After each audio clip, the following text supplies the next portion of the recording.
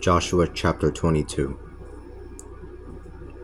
Joshua then summoned the Reubenites, the Gadites, and one of the halves of the tribe of Manasseh, and he said to them, "You have done all that Moses, the servant of the Lord, commanded you to do, and you have obeyed me in everything. For a long time now, right up to this very day, you have not deserted your brothers. For a long time now, right up to this very day, you have not deserted your brothers. You have fulfilled the task that the Lord your God gave you. Now that the Lord your God has given your brothers the rest that he had promised them, you can return to your homes in the land that Moses, the servant of the Lord, gave you as a possession on the other side of the Jordan.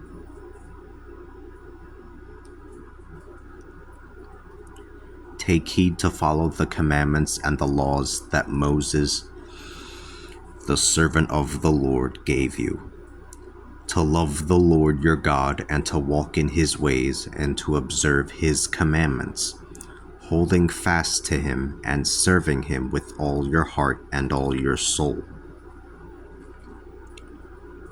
Joshua then blessed them and sent them away. Joshua then blessed them and sent them away, and they returned to their homes.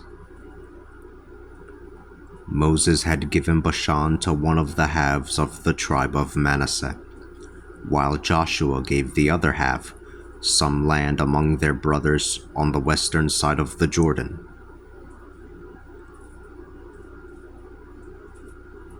When Joshua sent them to their homes, he blessed them, saying, "Return to your homes with your great wealth, your numerous cattle as well as silver, gold, bronze, and iron, and your numerous garments.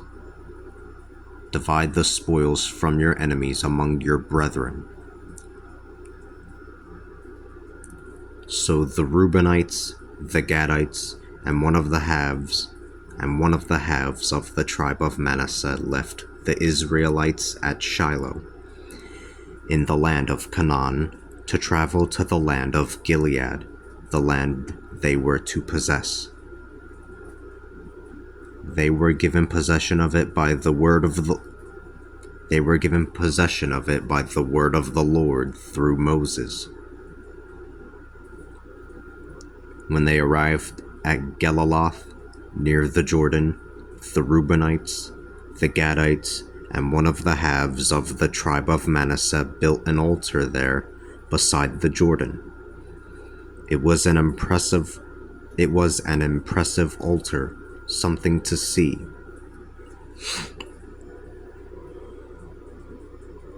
The Israelites then heard that the Reubenites, the Gadites, and one of the halves of the tribe of Manasseh had built an altar at Geliloth, on the border of Canaan, on the Israelite side of the Jordan. The Israelites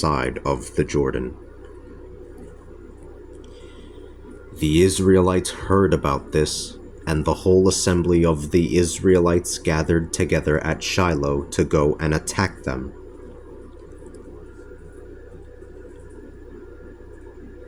The Israelites sent Phinehas, the son of Eleazar the priest, to the Reubenites, the Gadites, and one of the halves of the tribe of Manasseh in the land of Gilead.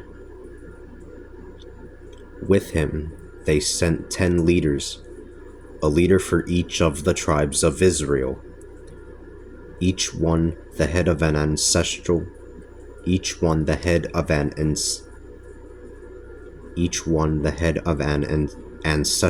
clan among the divisions of Israel.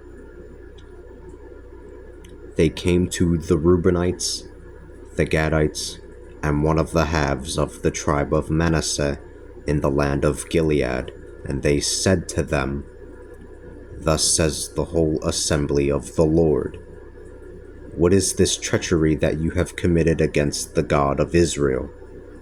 Turning away from the Lord this day by building an altar for yourselves so that you might rebel against the Lord?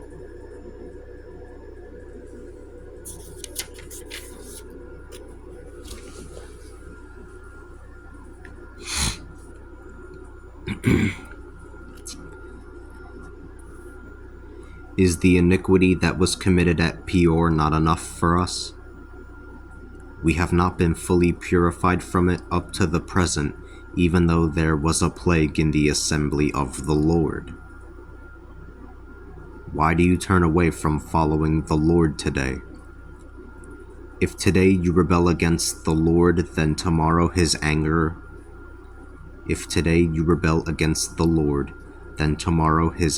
will rage against the whole assembly of Israel.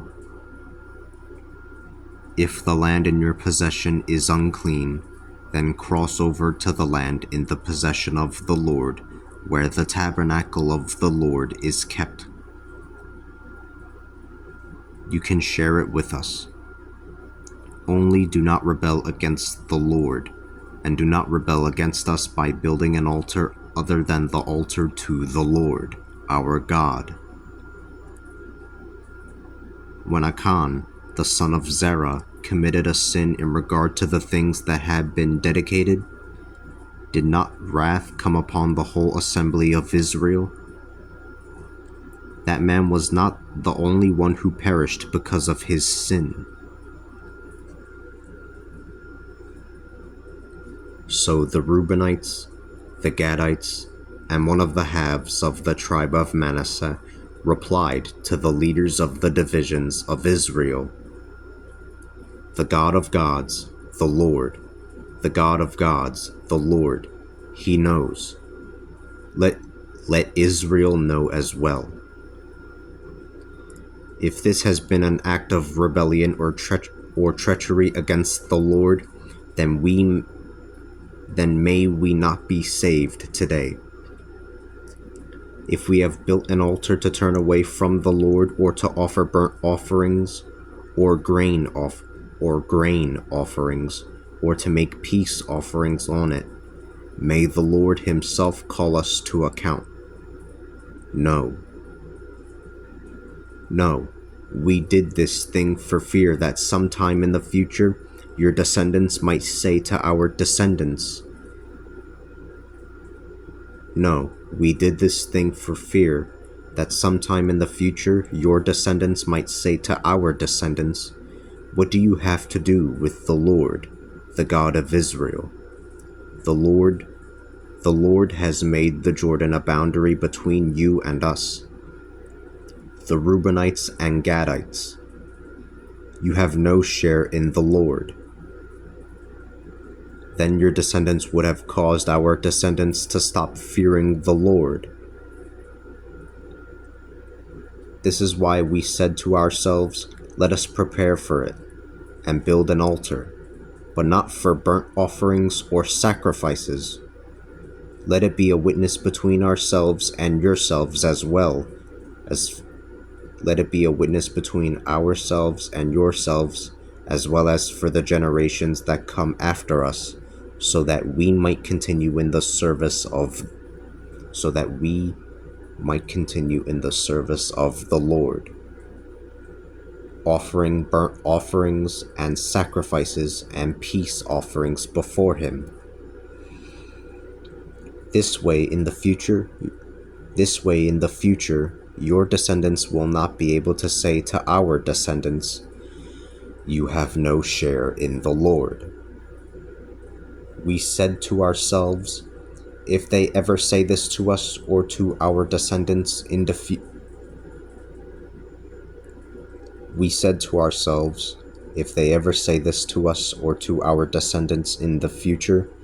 we will be able to tell them to look at the copy of the Lord's altar that was built by our fathers.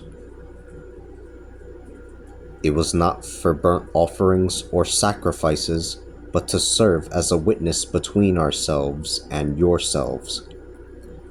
God forbid that we should rebel against God forbid that we should rebel against the Lord and turn away from the Lord today by building an altar for burnt offerings. God forbid that we should rebel against the Lord and turn away from the Lord today by building an altar for burnt offerings, grain offerings, and sacrifices in any place other than the altar to the Lord our God that stands in front of his tabernacle. When Phinehas the priest and the leaders of the assembly, the leaders of the divisions of Israel, heard what the Reubenites and the Gadites and the Manasseites said, it greatly pleased them.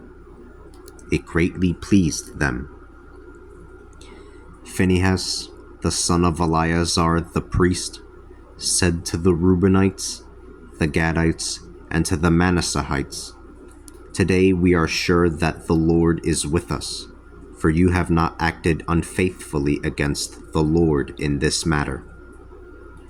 You have now rescued the Israelites out of the hand of the Lord. Then Phinehas, the son of Eleazar the priest, and the leaders returned from Then Phinehas, the son of Eleazar the priest, and the leaders returned from the Reubenites and the Gadites in Gilead to the land of Canaan, to the Israelites, and they brought them a report. The report greatly pleased the Israelites, and they praised God. The Israelites decided not to go up against the Reubenites and the Gadites to fight them and destroyed the land in which they dwelt. The Reubenites and the Gadites gave the altar this name: a witness between us that the Lord is God.